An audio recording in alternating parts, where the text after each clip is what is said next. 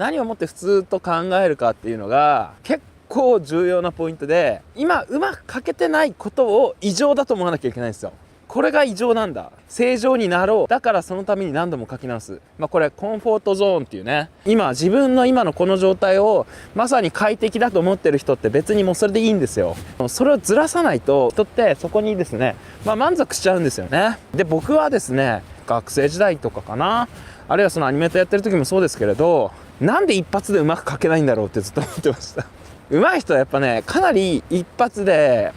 うまく書くじゃないですか。でも書けないじゃないですか、そんな簡単に。将来的にはなるべくその少ない手数で、うまい形を書きたいっていうような、なんかぼんやりとおぼろげなですねイメージやっぱあったんですね。でそうするためにはどうしたらいいんだろうっていうふうに、今の下手な状態っていうのに強烈な違和感とストレスを感じながら、それを解消するかのようにですね、何枚も書いたり何度も書き直すってことを繰り返しました。全然書けないくせに淡白に終わらせない方がいいですよ。僕はそれはもう紙が真っ黒になるまで何度も何度も書き直すことは普通にねやってました。今自分がそんな一発でうまく書けないなんてのは当たり前ですからね。そんなプロだって一発でうまく書いてる人なんてそうそういないですからね。なのでまず一発で決めようっていうふうにまず思わないで、やっぱ何度も何度も書き直した方がいいと思いますね。で、今のこの状態をずらすっていうね、自分が今当たり前だと思って書いてるこの、認識っていうのかな、もう全部疑う。例えば鉛筆の持ち方、全体をね どのように見るかとか、あと上手い人の書き方をひたすらじっと見る。普通ね、上手い人の書き方をね全部ね真似して書いてみるのがいいのかなと思います。そうするとですね、多分強烈な違和感があると思います。なぜかっていうと、今までの自分の書き方と全然違うからなんですよ。上手い人の書き方を真似した時に感じる違和感こそめちゃめちゃ大事なんですよ。今の書き方が当たり前、あるいは今の自分の毎日の生活が当たり前だと思ってると、もうそこからですね抜け出すことってまず無理なんですよ。多分皆さん違和感に気づいてるんですよ。だけどそれに蓋をするのがめちゃくちゃうまいんですよ、みんな。日々の自分のなんかそういう違和感に対して、いやこれおかしくないかっていう風に言える癖がついてるかどうかなんですよ。自分の中でふつふつと湧き起こるですね違和感、もちろん絵もそうだよ。ただね、これ重要なのは現実の自分の行動っていうのが絵に出ちゃうんです。これ仕事ってこういうもんでしょ。なんか大人になったら働かなきゃいけないんでしょ。なんか絵で食っていくためには専門学校に行かなきゃいけないんでしょ。なんか偉い人が言ってることはとりあえず言うこと聞かなきゃいけないんでしょ。アニメってこうやって作んなきゃいけないんでしょみたいなっていう常識みたいなやつですね。それ本当かなっていう違和感です。で、自分でやってみてどうなんだろうっていうのは常に行動しないとですね、結局今の絵でいいんじゃないのっていう風にねなっちゃうんですよ。これ不思議と。だってそっちの方が楽だし簡単だし、そのままやればとりあえず傷つかないし。でもですね、小さな違和感を放置してしまう癖をつけていればいるほど、結果としてなんか新しい技術であるとか別の技を自分で実践するっていうことがですね、億劫になるんですよね。人って変化しないと基本的に落ちてくんですよ。現状維持ってないんですよ。常に落ちてるか下がってるかのこれどっちかしかないんですよ、人間って。ってことは次登るためには一回落ちなきゃいけないんですよ。常に上昇することもないし常に下降することもないんですね。ただし次に何らかの上昇するために絶対落ちなきゃいけない。これはボールのバウンドもそうだよね。皆さんなんかボールを投げたり蹴ったりする時もグッとこうボールがねへこんで遠くに飛ぶためのためっていうのがね、動作がね必要なんですよね。それと同じようにですね、今と同じ形してたらですね何も変わらんのですよ。うまいっていうのは相対的なものなんですよ。自分の中でうまいっていうのはないんですよ。うまくいったかうまくいかなかったかっていうことなんですよ。気に入ったか気に入らないかなんですよ。自分で気に入ったものはうまくいったなんですよ。で、うまいというのはあの人この人に比べて比較した時にうまいというようなね言葉になるんだよね。完璧主義を捨てて好き勝手書きまくってたらスランプ抜けました。手癖ですが楽しい。そうそう、最初ね手癖って悪いもんじゃないですよ。手癖ってワンパターンの必勝パターンみたいなもんなんで、それをとりあえず獲得一つしましょうよっていう話なんですよ。それが初心者の時の自分、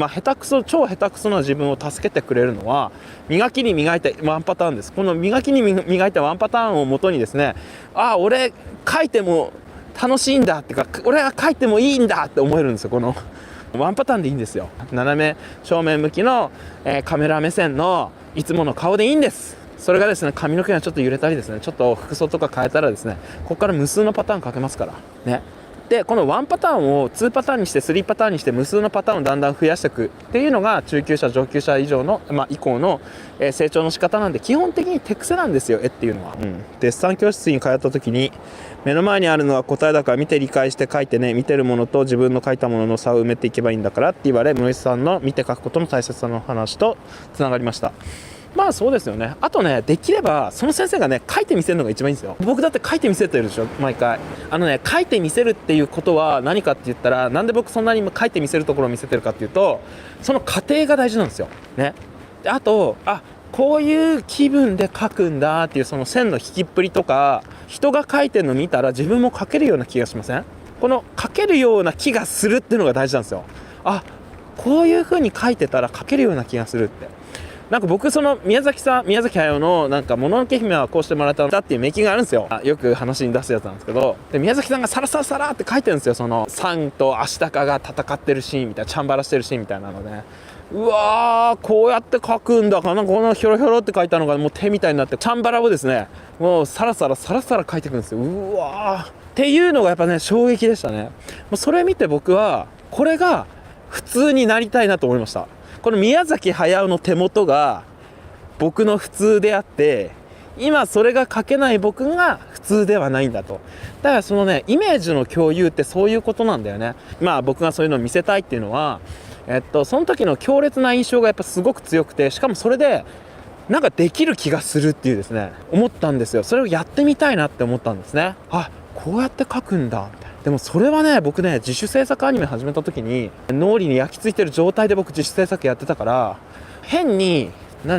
綺麗な絵を一枚一枚丁寧にちゃんとした絵で描かなければいけないみたいな、もう最初からそんな先入観僕なかったんですよ。だって宮崎駿の手元を暗記するほど見てんだもんね。これすごいことなんだよね。だってトッププロですよ。トッププロの手元映像を見てたわけですよね。その高校生の時に数学の参考資料と問題集を開きながら、もののけ姫をこうして生まれたを見るという僕の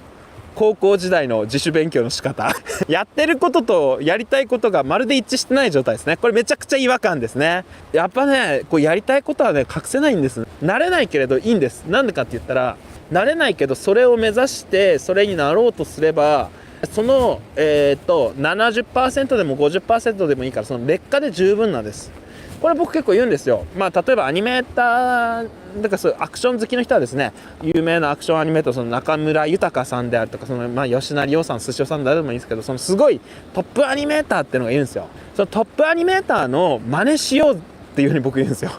そうすると当然その人みたいにうまくはならないよ。でも無双できるんだよ。そのぐらいトップアニメーターとかトップレベルを真似するってことは最短ルートなんですよね。 50% の劣化版で十分です。だけど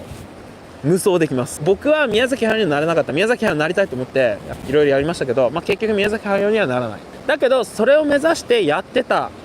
本気でそれになると思ってやってたから今僕アニメ塾やってるじゃないですか。できてるじゃないですか。宮崎駿だって、手塚治虫になりたかったかどうかは分かんないけど、多分ねあの人も手塚治虫みたいな漫画家になることを目指してた時期があったんですよ。だけど違うなっていうか、それこそ違和感に気づいて、でそしたら東映動画っていうところに入所したら、別の路線でというか別の方向でアニメーションっていう形で自分のやりたいことを表現できそうだぞっていう風に舵を切ったんです。あの人高校までめちゃくちゃ漫画描いてる人なんですよ。だからね、赤旗新聞とかに普通にですね連載とかしてるぐらい漫画を描いてた人なんですけれど、だから誰かの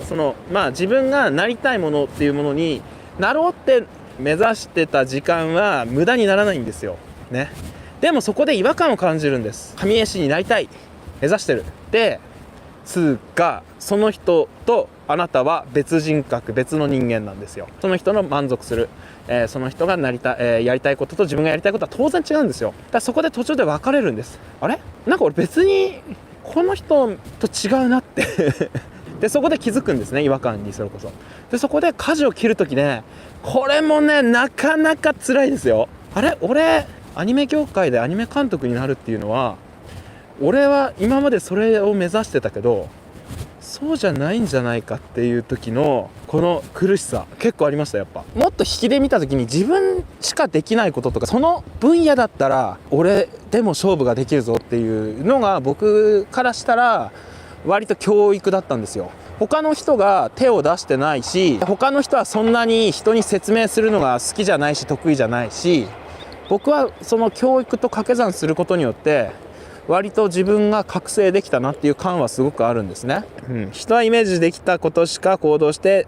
達成できないと聞いたことあります。まあ僕はそれ本当にその通りだと思いますね。しかも超具体的にイメージしたものじゃなければならない。できたらいいなレベルのものはならないですね、基本的に。だから超具体的にイメージができてるからこそ、そうじゃない今に対してすごい違和感と気持ち悪さを感じる状態っていうのが、人が努力というか何か行動してる時なんですよ。こんばんは。有名な塾生さんや村の方より全然稼げず、いつまで経ってもつまらん無能と言われて自分の絵が本当に嫌になります。どうすればもっと絵の世界で結果出せますか？今日言ってる通り違和感なくなる限界まで書き直したり、トップをひたすら真似しまくるしかないですか？稼ぎたいってことですよね、この人ね。例えば売れてる作品、稼げる作品と自分の今の作品は何が違うのかをひたすら丸×クイズじゃないですけれど、もうひたすらやるしかないかなと思います。でその差をまずは埋めるっていうことをひたすらやるしかないかなと思います。でこれは今稼ぐって話なんだけど、アニメーターとしてうまいアニメを描けるようになりたいも同じです。これまず自分の作品、そして今目標とするその稼げてる作品っていうのを並べるんですよ。これは辛いですよ。ですがそこから始めないと何も始まらないですよ。まず現状の自分をもう本当に包み隠さず認識するってことから始めるんですよ。何なんだろう自分の、何が違うんだろうって、その違いをひたすら探す。で自分では分かんない時は人に聞く。何がダメなの俺の、何がつまんないの、なんで売れないの。でそれをサウンドバッグのようにもう聞くしかないですよ。辛いと思います。もう辛いです。もうただ自分の作品をですね、そのぐらい客観的に分析できないとやっぱりね、自分に対して必要なことできないんだよ、人間って。だからこの前僕1万2万近くですね、軽くバズった僕のツイートで、下手な時の超下手な時の考え方っていうね、下手な自分を受け入れるなんですよ。とにかく下手しょうがないよねって、だって書いたことないもんねって。そうで、その今の人だって売れてない、もうしょうがないよね、だって売れるような要素ないもんねって。あるいは売り方が間違ってるのかもしれないし、宣伝が間違ってるのかもしれないし、中身が間違ってるのかもしれない。間違いを探すっていうですね、自分の体っていうのかな、自分の作品をナイフでですね、もう まるで傷つけるかのような辛い思いだと思います。そこと向き合わない限り多分いい結果には結びつかないんですよ。これなんでかっていうと、まずあなたという、原点っていうかゼロ地点が分かってない人間がどんだけサイコロ振ろうが、どんだけ努力しようが無駄なんですよ。自分というものを認識してない人間はきついんですけど無駄に終わるんですよ。だからまず自分が何なのかっていうことが大事で、僕超下手だったんだけど、こんな考え方してました的なツイートに対して誰かが引用ツイートかなんかで、でもこの人って上手くなる考え方してるよねって誰かが言ってたんですね。その通りだと思います正直僕は下手でした、絵が。だけど上手くなる考え方してたんだと思います。だからある程度今絵を形にできるようになったと思うんです。じゃあ上手くなる考え方とは何かというと、まずやっぱまず絶対外せないのは今言った現状認識ですね。現状認識を正しくする。自分でできない時は人に聞く。自分で足りない時は人の感想を求める。で俺の絵どう思うってクソミスに言ってみてって、お前の作品なんか本当なんかクソなんだよ、つまんねえんだよって、じゃあどこがあって、どういうところは変だと思うっていう風に聞くのって、その時の自分は傷つけるけれど将来の成功に必要な、結果を出すために必要な一つのステップだと考えたらなんてことはないでしょって僕は思ってました。隠蔽体質の人はやっぱダメなんですよ。自分の現状に対して隠蔽する。よく人に言われてカチンとなるっていうのあるじゃないですか。決まってるんですよ、理由が。自分が気づいてるけれどそれを表に出したくない、隠蔽していることを掘り返された時に人は、カチッとするんですよっていう風に、現状認識っていうのを人は間違えた瞬間に行動を間違えるんですよ。なのでそこがめちゃくちゃ重要なポイントなんですよ。自分の現状を分析して真正直でいることと、その違和感を放置しないで、違和感を放置しちゃうと違和感を放置することに慣れてしまって違和感に気づけなくなるんだよ。自分の違和感に気づいてそれを放置しないっていうのは習慣なんですよ。まず一つ自分で変だなと思うこととか素直に思ってることを外に出すっていう癖をつける。でその一つの方法としてですね、実は絵ってめちゃくちゃいいんですよ。絵描いて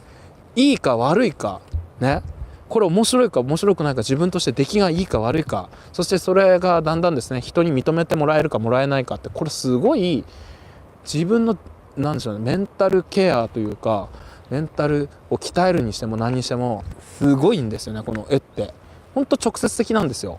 なので絵を通してですね、やっぱり、最高の絵と人生の見つけ方をですね見つけたじゃ描き方かをですね、皆さんも描いてほしいなと、僕の最高本、赤い本ですねのタイトルで最後締めたいと思います。はい、最高の絵と人生の描き方。では皆さんも、ぜひですね、違和感に気づける、すぐ気づくっていうのはもう習慣だと思うんでね、ぜひぜひやってみてください。じゃあありがとうございました。じゃあね、お疲れ様でした。